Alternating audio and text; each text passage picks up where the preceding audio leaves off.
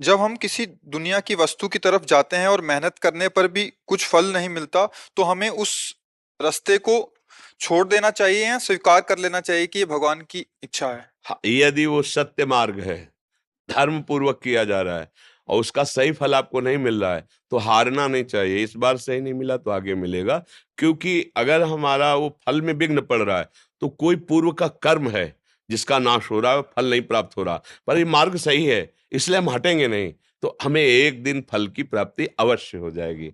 ये तो मतलब प्रमाणित बात है। विद्यारण्य नाम के बहुत बड़े महापुरुष हुए, सन्यासी हुए सन्यास मार्ग में। तो गरीब ब्राह्मण के घर जन्मे हुए थे। बहुत गरीबी थी, खाने को भी नहीं था, तो उन्होंने सोचा कि मैं बालक हूँ, क्या कर सकता हूँ? तो यज्ञोपवीत हो गया था, गायत्री मंत्र मिला था। तो गायत्री का पुरस्चरण होता, 24 लाख गायत्री मंत्र जपने को एक पुरस्चरण कहते हैं। उन्होंने अनुष्ठान लिया कि हे गायत्री माँ, मुझे धन मिले जिससे मेरे माता पिता की सेवा हो सके। एक पुरस्चरण किया, कुछ नहीं हाथ लगा। दूसरा पुरस्चरण, 23 पुरस्चरण किए, 23 पुरस्चरण, 24-24 लाख गायत्री मंत्र के। फिर माता पिता इतने पधार गए, बहुत लंबा समय व्यतीत हुआ और उन्होंने संन्यास ले लिया। जे भी संन्यास लिया तो साक्षात माता गायत्री सामने प्रकट, और उनका आप जो तुम चाहो, देवराज इंद्र का पद भी चाहो तो तुम्हें दे। बोली माता, मुझे जरूरत थी, मेरे माता पिता भूखों मर गए, उनके लिए मैं आपका मन। बोले तुम्हारे 24 ऐसे महापाप थे जिनके कारण तुम्हें धन का सुख नहीं मिल सकता था। अब तुमने 23 पुनश्चरण किए, वो खत्म हो गए, और सन्यास ले लिया, 24वां अपराध न। अब तुम जो चाहो। बोले अब हमें कुछ ले, अब तो सन्यासी हो चुके हैं, अब तो बस ऐसा आशीर्वाद दो कि जिस धर्म में है उसी में दृढ़ हो जाए। इससे पता चलता है कि तुम्हारे जो पूर्व के पाप हैं, जब तुम सुख साधन में लगते हो तो वो विघ्न पहुंचाते, तभी तो तुम्हें दुख पहुंचेगा, क्योंकि तुमने जो पाप कर्म किए उनको तुम्हें भोगना पड़ेगा। तो अब जैसे किसी पापी आदमी को देखा जाता है, वो जो करता सफल होता चला जाता है, तो आपको संशय हो जाएगा कि हम तो धर्म से चल रहे, जो करते उसमें निष्फलता, और ये सफल होता चला जा रहा है, क्योंकि उसका सर्वनाश होना है।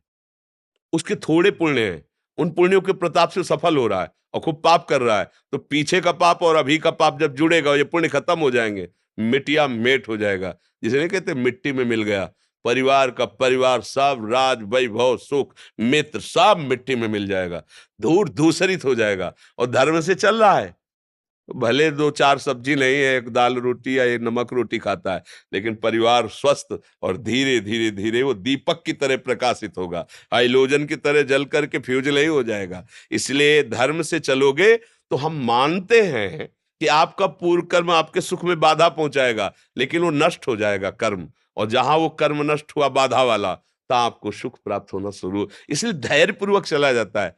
किसी भी धर्मात्मा पुरुष के चरित्र को आप पढ़ करके देखो, तो आपको मिलेगा कई विपत्तियां आती है, कई संकट, तो उससे थोड़ी आ रहे हैं जो अभी कर रहे हैं। ये पुरानी फसल है। अभी जो गेहूं बो रहे हैं तो अभी खा लोगे क्या?